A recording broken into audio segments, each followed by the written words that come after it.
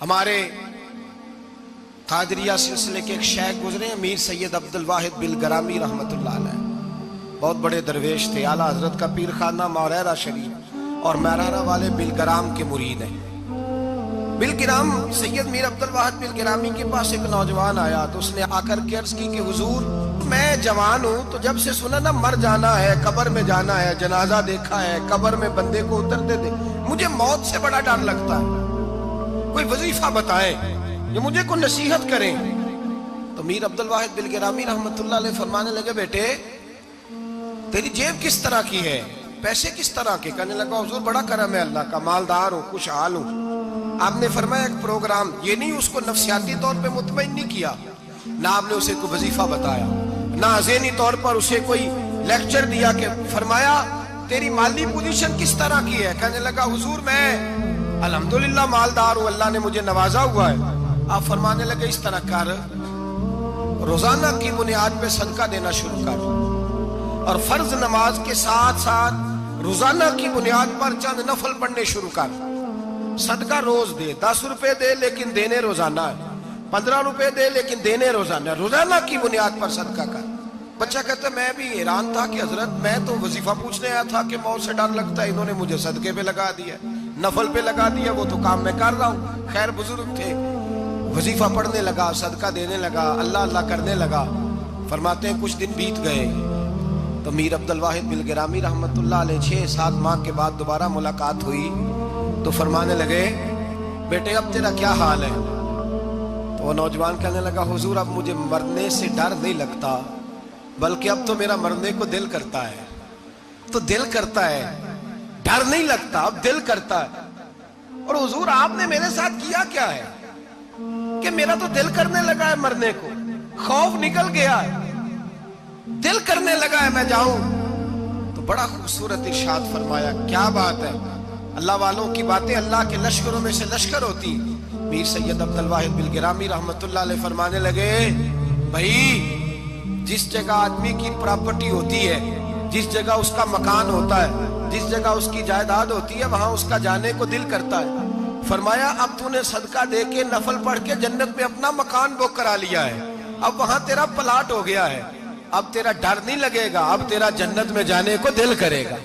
اب تیرا وہاں جانے کو جی چاہے گا جہاں آدمی کی زمین نہیں ہوتی، جگہ نہیں ہوتی، سر چھپانے کو مکان نہیں ہوتی۔ بھائی نبی کریم صلی اللہ علیہ وسلم کی بارگاہ میں حضرت عمر آئے، بخاری مسلم میں موجود، کہتے ہیں حضور اٹھے چارپائی سے تو نبی پاک کے کمر مبارک پر موٹے موٹے بان کے نشان تھے۔ عرض کی یا رسول اللہ صلی اللہ علیہ وسلم کیسر و کسرا تو اتنی موج میں ہے، یا رسول اللہ وہ تو اتنی موج کر رہے ہیں اور آپ اس تکلیف میں؟ تو محبوب نے فرمایا عمر کیا تم یہ پسند نہیں کرتے کہ وہ دنیا میں موج کر لے اور اللہ آخرت کی ساری عزتیں ہمیں ہی عطا فرما دے؟ فرمایا میں تمہاری دنیا سے کچھ لینے نہیں آیا، میں تو بطور مسافر یہاں وقت گزار کے پیغام الہی دینے آیا۔ تو میرے بھائی جب توحید باری تعالیٰ پر توجہ ہوتی ہے پھر دنیا کی لذتوں پہ دل نہیں لگتا، پھر انسان ساری محنت آخرت کے لیے کرتا، پھر اس کا خیال آخرت کی طرف رہتا ہے۔ اور میرے اعلیٰ حضرت فاضل و محدث بریلوی رحمت اللہ تعالیٰ علیہ فرماتے ہیں جب تیری توجہ توحید باری تعالیٰ کی طرف ہوتی ہے نا پھر تو اپنے آپ کو سنبھال کے نہیں رکھتا، پھر تو تیرا دل کرتا ہے میں جیوں بھی تو اللہ کے لیے، مروں بھی تو، بول کے بتائیے، جیوں بھی تو اور مروں بھی تو، میری زندگی کا مقصد تیرے دین کی سرفرازی، میں اسی لیے مسلمان، میں اسی لیے نمازی۔ پھر دل کرتا ہے کہ جینا مرنا اللہ کے لیے ہو۔ پھر صحابہ حضور کی بارگاہ میں آ کے سفارشیں کرتے ہیں۔ حضرت ابو سعد خزیمہ، بڑی عجیب حدیث اور بڑا نرالا رنگ اس روایت کا، حضرت ابو سعد خزیمہ رضی اللہ تعالیٰ عنہ، ان کے بیٹے، ان کا نام سعد تھا، بیٹے بدر میں شہید ہو گئے۔ حضور نے احد کے لیے اعلان کیا تو حضرت خزیمہ آئے نبی پاک کی بارگاہ میں اور آ کے کھڑے ہوئے تو عرض کرنے لگے محبوبہ میں دعا کرانے آیا ہوں۔ صحابہ کہتے ہیں لب و لہجے میں اتنا حسن تھا، گفتگو میں اتنی مٹھاس تھی، اس کی بولی کے اندر اتنا پیار تھا کہ ہمارے دل مائل ہو گئے کہ یہ کیا کہنے آئے۔ حضرت خزیمہ عرض کرنے لگے یا رسول اللہ صلی اللہ علیہ وسلم میرا صاحبزادہ، میرے بیٹے محمد سعد وہ بدر میں شہید ہو گئے تھے، یا رسول اللہ میں شہادت سے رہ گیا تھا، حضور ہم دونوں باپ بیٹے کا ارادہ تھا جہاد میں آنے کا، ہم دونوں کا پروگرام تھا، وہ کہتا تھا میں جاؤں گا، میں کہتا تھا میں جاؤں گا۔ پھر ہم نے قرعہ اندازی کی تو قرہ میرے بیٹے کے نام نکلا، بیٹا میرا آیا بدر میں، پھر اللہ تبارک و تعالیٰ نے اسے شہادت عطا فرمائی، وہ شہید ہو گیا۔ یا رسول اللہ صلی اللہ علیہ وسلم، آپ نے کل اعلان فرمایا ہے کہ احد کے لیے جانا ہے، اور رات ہی کو میرا بیٹا مجھے خواب میں ملا ہے، اور میں نے دیکھا ہے وہ تو جنت کی نہروں کے قریب سیرے کر رہا ہے، اور مجھے کہہ رہے ابا جی جلدی آ جائیں، یہاں مل کے رہیں گے، مل کے وقت گزاریں گے۔ یا رسول اللہ صلی اللہ علیہ وسلم، میں بے چین ہو گیا ہوں اس کے پاس جانے کے لیے،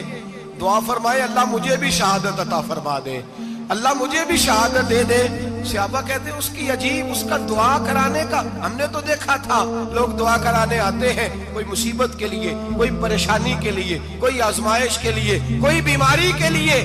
یہ مصطفیٰ کریم کے صحابہ کا بارگاہ خداوندی پر اعتماد، توحید باری تعالیٰ پر نظر،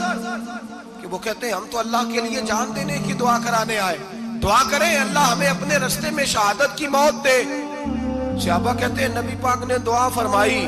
پھر ہم نے حضور کی دعا کو قبول ہوتے بھی دیکھا، ہم نے اپنی آنکھوں سے مصطفیٰ کی دعا کو قبول ہوتے دیکھا،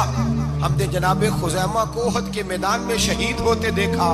اور میرے رسول پاک صلی اللہ علیہ وسلم کے صحابہ ان کی طرف دیکھتے تو رشک کرتے، فخر کرتے، کہتے دیکھو یہ وہ غلام ہے جو حضور سے دعا لے کر کے دنیا سے گیا۔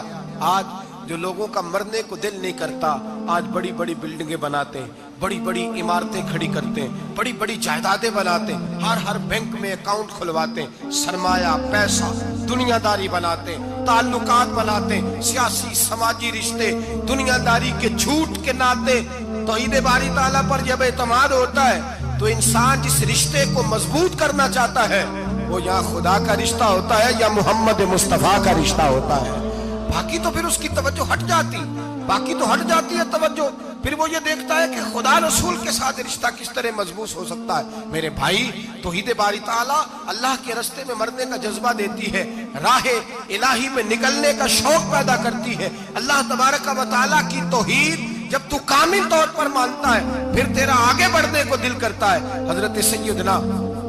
انس بن مالک رضی اللہ تعالیٰ عنہ فرماتے ہیں، الترغیب والترہیب میں حدیث مبارکہ موجود ہے، فرماتے ہیں احد کے میدان میں یا اس کے علاوہ کوئی ایسا موقع تھا کہ ایک صحابی حضور کی بارگاہ میں آئے، عرض کرنے لگے یا رسول اللہ صلی اللہ علیہ وسلم، ایک تو میں غریب ہوں، دوسرا میری شکل صورت خوبصورت نہیں، تیسرا میرے وجود سے بدبو نکلتی ہے، کوئی میرے قریب نہیں بیٹھتا، اگر میں اللہ کے رستے میں جہاد کروں، اپنی راہ خدا میں جان دے دوں، تو بتائیے میرا رب مجھے کیا عطا کرے گا؟ تو نبی پاک نے فرمایا اگر تو شہید ہو گیا تو سارے دروازے کھل جائیں گے جنت کے، سیدھا جنت میں جائے گا۔ یقین کامل دیکھیے، احد کے میدان میں تلوار پکڑی، جہاد کیا، شہید ہو گئے۔ صحابہ کہتے ہیں نبی پاک اس کے سرانے آ کے کھڑے ہوئے، اور کیا خوبصورت جملے ارشاد فرمائے اللہ تبارک و تعالیٰ نے اس کی بدصورتی کو خوبصورتی میں بدل دیا ہے، اللہ نے اس کے وجود سے آنے والی بدبو کو خوشبو سے بدل دیا، اور نبی پاک علیہ السلام فرمانے لگے جنت کی حور دروازہ کھول کے اسے کہہ رہی ہے آ جا جلدی جلدی، اللہ نے تیرا نکاح میرے ساتھ فرما دیا۔